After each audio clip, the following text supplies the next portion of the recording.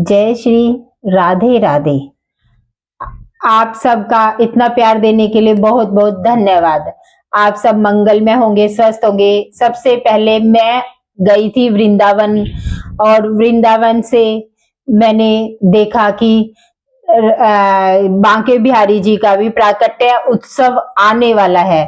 तो इसीलिए बिहार पंचमी की बात करते हैं। बांके बिहारी जी का जन्मदिन मनाया जाता है। हमारे बांके बिहारी जी का प्राकट्य उत्सव कब मनाया जा रहा है? 5 तारीख को मनाया जाएगा या 6 तारीख को? तो इस विषय में हम बात करेंगे। श्री धाम वृंदावन में बांके बिहारी जी का मंदिर, बोला जाता है कि वृंदावन के राजा है बांके बिहारी जी। जब मैंने भागवत कथा सुनी थी तो बताया गया था कि बांके बिहारी जी बहुत साक्षात प्रगट के भगवान है। तो इसलिए बांके बिहारी जी के हमेशा दर्शन करने चाहिए, डेली दर्शन करें जब भी वृंदावन रहे। और जब तक आप राजा के सामने रोज मत्था नहीं टेकोगे, आपका इस शहर में निर्धारित स्थान नहीं मिल पाएगा और कुछ भी ज्ञान आप अर्जित नहीं कर पाएंगे। तब से लेकर जब से मैंने कथा सुनी या मैं वृंदावन रही, तब मैंने वृंदावन बांके बिहारी के मंदिर डेली जाती थी। और बिहारी जी की इतनी कृपा हुई कि मुझे वृंदावन का वास भी मिल गया। और 3 ही महीने में मुझे मेरा आशियाना मिल गया, छोटी सी जमीन दी और मैंने अपना घर बना लिया।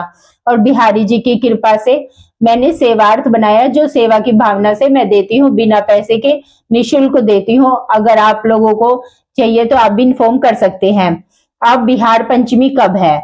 बिहार पंचमी हरिदास महाप्रभु ने प्रकट किया था बांके बिहारी जी को। तो हरिदास जी के शिष्य ने कहा, नित्य अपने ठाकुर जी के दर्शन करते हो, मंदिर में मंद मंद मुस्काते रहते हो, महाराज जी कलयुग में हम लोगों का भी उद्धार कीजिए, हम भी देखना चाहते हैं कि आपके लाला दिखते कैसे हैं। जब इतना बोला तब श्री हरिदास जी मुस्काए और बोले कि उचित समय पर लाला के दर्शन आप लोगों को जरूर करवाऊंगा। बिहार पंचमी का पावन दिन था। तब हरिदास जी ने अपने शिष्यों को बुलाया, और जब श्री हरिदास जी ने अपने शिष्य को बुलाया तो हरिदास जी ने कहा कि सभी लोग अपनी आंखें बंद कर लीजिए। सभी लोगों ने अपनी आंखें बंद कर ली। हरिदास जी ने भगवान से प्रार्थना की और श्री हरिदास जी के हृदय से एक राधा रानी प्रकट हुई और एक कन्हैया जी प्रकट हुए। तो श्री हरिदास जी ने कहा, अपने धीरे धीरे नेत्र खोलो। और सभी शिष्यों ने जैसे ही नेत्र खोले, इतना उजाला था ऐसे कि आंखें ही नहीं खुल रही थी, क्योंकि राधा रानी के तेज के कारण कोई भी हरिदास जी द्वारा प्रकट प्रतिमा को देख ही नहीं पा रहे थे, ना राधा रानी को देख पा रहे थे और ना कन्हैया जी को देख पा रहे थे, क्योंकि उनका तेज बहुत ज्यादा था। तो हरिदास जी उनको देख रहे थे, लेकिन बाकी कोई उनको देख नहीं पा रहे थे। सभी के नेत्र बंद हो गए और सभी ने बोला, महाराज यह उजाला इतना ज्यादा है, हम लोग दर्शन नहीं कर पा रहे और हमारी आंखें चकाचौंध हो गई और हमें कुछ भी नहीं दिख रहा। तब हरिदास जी ने राधा रानी से प्रकट करी और श्री कृष्ण जी से प्रार्थना करी। श्री कृष्ण जी का श्रृंगार मैं यहाँ के फूल पत्तियों से कर दूंगा, लेकिन श्री राधा रानी का श्रृंगार कैसे करूं? दोनों से प्रार्थना करी और दोनों प्रतिमा आपस में एक दूसरे में समाहित हो गई। और जब दोनों प्रतिमा आपस में समाहित हो गई तो वो बने हमारे बांके बिहारी। ये जब बांके बिहारी जी प्रकट हुए थे, उस दिन बिहार पंचमी थी, अर्थात मार्गशीर्ष महीने की पंचमी तिथि थी, जिस दिन हमारे बांके बिहारी जी प्रकट हुए थे। तभी से बांके बिहारी को वृंदावन का राजा घोषित कर दिया गया और बांके बिहारी जी वृंदावन के राजा है। श्री धाम वृंदावन में 7 ऐसी प्रतिमा है जो स्वयंभू प्रकट है। मैं ये नहीं कह रही प्रेम मंदिर जा रहे हो, प्रेम मंदिर को देख रहे हो, या इस्कॉन टेम्पल जा रहे हो, इस्कॉन के प्रतिमा को देख रहे हो। जो प्रतिमा खुद से प्रकट हुई है, किसी तरह का कलाकार ने नहीं बनाया, उनके दर्शन सर्वप्रथम आपको करने चाहिए। बाकी तो और भी मंदिर है, अक्षरधाम भी है दिल्ली में, लेकिन जो असली आनंद, असली सुख जो होता है वो वही प्रतिमा को देखकर होता है, जो स्वतः प्रकट होती है। इसी कारीगर द्वारा नहीं बनाया गया। जैसे कि बांके बिहारी जी की प्रतिमा, जैसे राधा वल्लभ जी है, राधा दामोदर है, राधा माधव है, राधा रमन है, और भी है। अगर आप चाहेंगे तो मैं इस पर डिटेल में वीडियो बनाऊं, तो मैं डिटेल में वीडियो बनाऊंगी। 7 ऐसी प्रतिमा है जो स्वतः प्रकट है, जिसको किसी कारीगर ने नहीं बनाया, निर्मित नहीं किया। उसमें से एक हमारे बांके बिहारी जी भी हैं।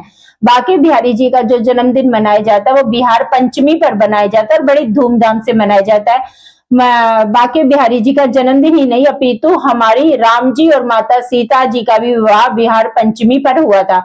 अगर आप वृंदावन बिहार पंचमी पे आ रहे हो बांके बिहारी जी का जन्मदिन सेलिब्रेट करने, तो बहुत अच्छी बात है, बहुत ही अच्छी बात है। इससे अच्छा कुछ नहीं हो सकता।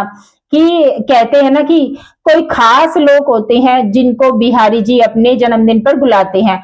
अब आपके बच्चे का जन्मदिन आप पूरी दुनिया को तो न्योता नहीं देते, जो आपके खास हैं, खास रिश्तेदार, आप उन्हीं को बुलाओगे ना। तो जिनको बिहारी जी अपने जन्मदिन पर बुलाते हैं वही उनके खास, उनके घर वृंदावन आ पाते हैं। अगर आप वृंदावन आ रहे हो तो बहुत सर्वोत्तम है। मेरा तो ये मन है कि बिहारी जी का जन्मदिन कम से कम 6-7 बार मना चुकी हूँ वृंदावन धाम में, लेकिन पिछले 2 साल से मैं बिहारी जी का जन्मदिन वृंदावन में नहीं मना पा रही। इस बार संयोग से मैं वृंदावन धाम जाऊंगी और बांके बिहारी जी के जन्मदिन पर उनके दर्शन करूंगी। और वृंदावन में उनके दर्शन की बहुत महिमा है और बहुत उस दिन भीड़ भी होती है और जन्मदिन है, उस दिन खास दिन है बांके बिहारी जी का।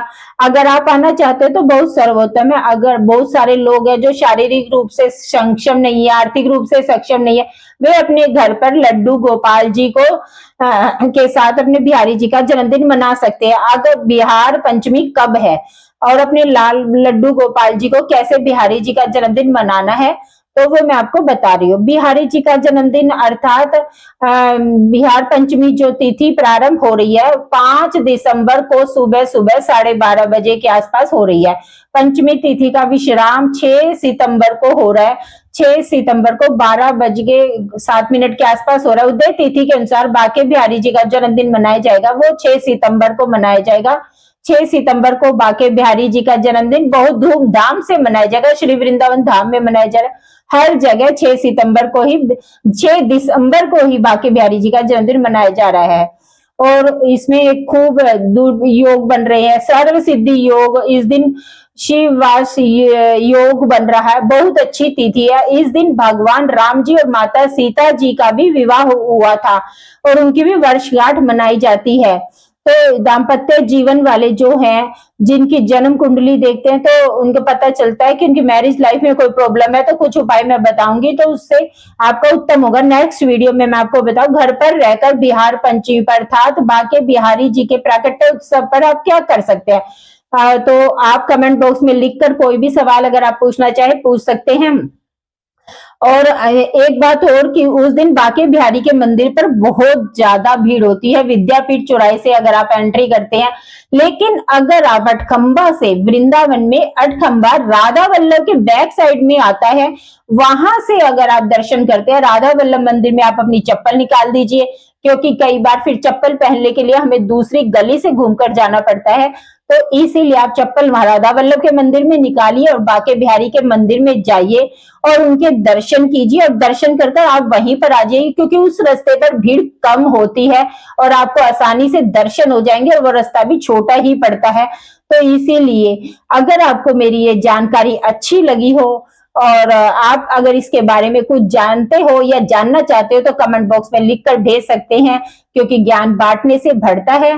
और आप अगर मेरे चैनल पर नए हैं तो प्लीज वीडियो को जरूर ज्यादा से ज्यादा शेयर कीजिए, सब्सक्राइब कीजिए, लाइक कीजिए और बेल आइकन को जरूर दबाइए ताकि हर वीडियो की नोटिफिकेशन आपको मिल सके। धन्यवाद। जय श्री राम।